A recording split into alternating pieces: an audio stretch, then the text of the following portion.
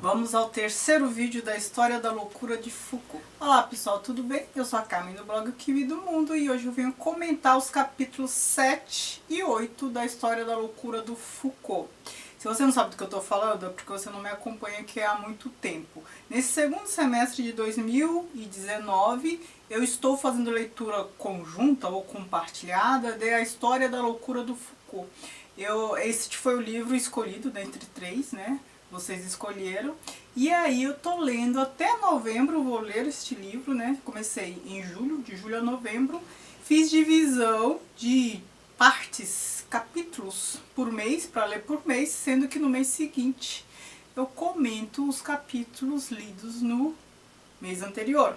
A divisão dos capítulos e tudo mais eu vou deixar aqui embaixo no box de informações, assim como vou deixar o post em que eu relaciono lá todos os vídeos, a divisão dos capítulos e tudo mais. Então agora estamos em outubro, este é o terceiro vídeo. Em novembro vou ter mais um. Em dezembro o último, sendo que o término da leitura será novembro. Isto posto, vamos à obra. O capítulo 7 é a transcendência do delírio. Neste capítulo começa a discussão sobre o que é um louco. Aqui a gente não está naquela situação mais dos outros capítulos em que, né, mais precisamente século XVI e XVII, em que a burguesia começou a fazer a higienização. Então assim, todo mundo era internado. A moral cristã, a moral burguesa ditava as regras. Então, mendigo, louco, doente, tudo, preguiçoso, tudo entrava ali para essa categoria, grande categoria, né? A grande categoria dos excluídos. Então percebam que a internação atendia ao interesse moral, de exclusão, de higienização e tudo mais. Agora aqui a gente já está mais no século XVIII, aqui a questão é outra. Aqui a questão é investigar o que é o louco afinal, né? E aí começam estudos sobre a loucura. Aqui no primeiro momento, o louco ele não é compreendido como um incapaz civilmente por muito tempo. Ele é considerado incapaz temporariamente. O que é uma pessoa civilmente incapaz? Isso é um termo jurídico, né? Um instituto jurídico, a incapacidade civil. É uma pessoa que não tem condições de responder por si.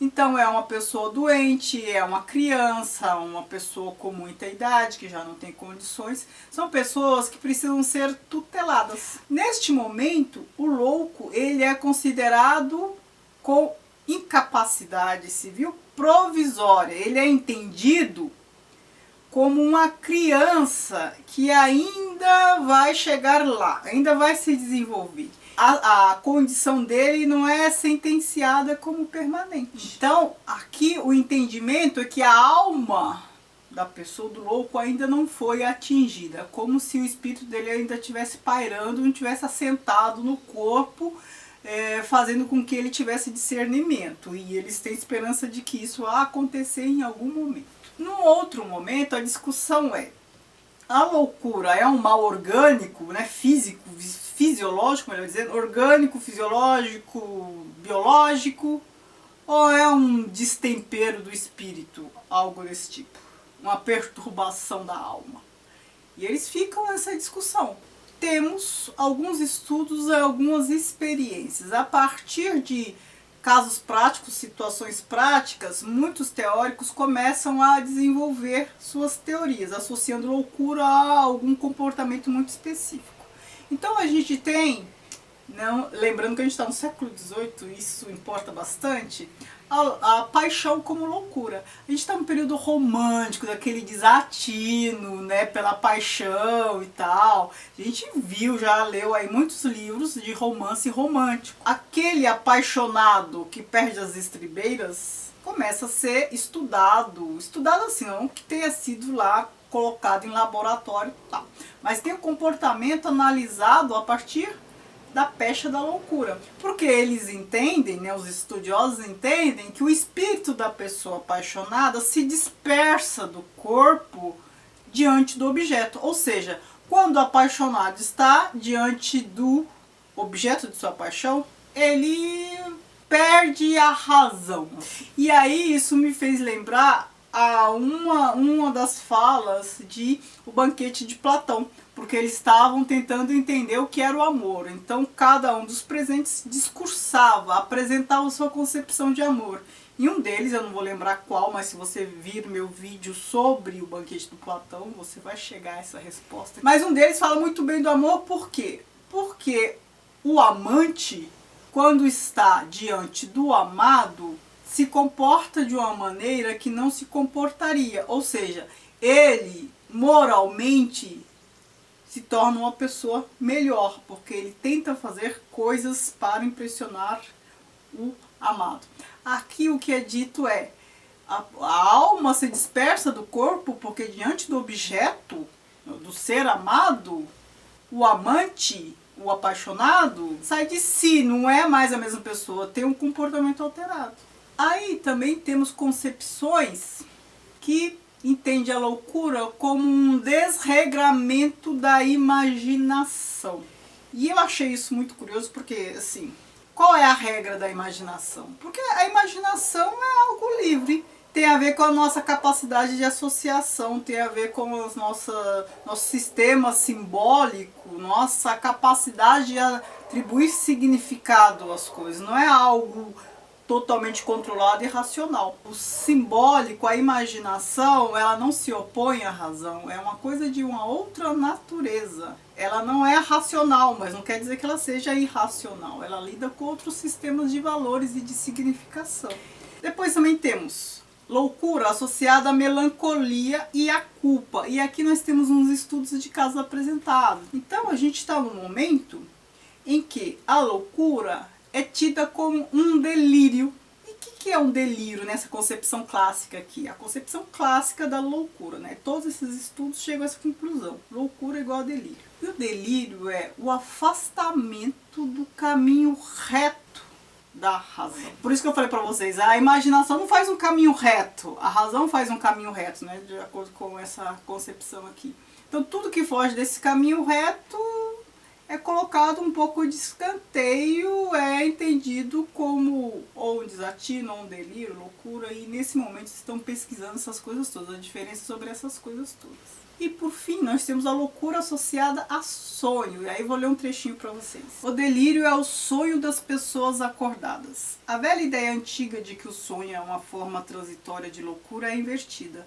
Não é mais o sonho que empresta à alienação seus poderes inquietantes, mostrando-se como isso quanto é frágil ou limitada a razão.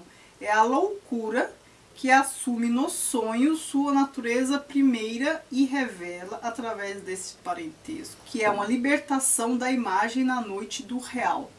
Então aqui a gente tem uma inversão, não é um sonho que é uma loucura, porque quando a gente sonha, tudo foge do controle, certo? Não há um caminho reto para a razão. O sonho era considerado algo muito próximo da loucura, um momento em que a loucura se manifestava. Mais um trechinho para vocês. Na era clássica, a loucura deixou de ser o signo de um outro mundo, tendo se tornado a paradoxal manifestação do não ser. No fundo, o internamento não visa tanto suprimir a loucura, ou escorraçar da ordem social uma figura que aí não encontra lugar. Sua essência não é a conjuração de um perigo. Ele apenas manifesta aquilo que a loucura é em sua essência. 2 pontos. Uma revelação do não ser. E aqui ele também fala da loucura na mitologia grega. Fala da loucura do Orestes, né, indo lá para toda aquela situação da Ilíada e da Odisseia, todo aquele momento grego. No capítulo 8 nós temos uma genealogia de estudos sobre a loucura no século XVIII. E aí a loucura é associada a mais coisas. Então nós temos loucura e demência. O que separa a loucura da demência? Aí tem toda uma discussão. Que eu não vou entrar nessas discussões porque isso eu acho que interessa mais a quem tem interesse sobre estudos de patologia, né? Meu interesse aqui, eu acho que, eu imagino que da maioria de vocês, seja todo o aspecto social da loucura, a fabricação da loucura, né? Quando eu falo em fabricação, eu quero dizer que, a gente já viu até agora, né? Doente mesmo, dentre esses loucos todos, os doentes de fato eram poucos. Todos os outros tinham uma loucura fabricada, me interessava. a um pequeno grupo que tinha o poder de instituir o real, dizer que era um louco. Então, aqui no capítulo 8º, a gente tem a loucura associada a outros estados de espírito e estudos sobre essa diferença ou semelhança, ou enfim, discussões sobre essas coisas. Eu até anotei aqui para esse vídeo ficar mais rápido. Então a gente tem loucura e demência. A gente tem demência e frenesia.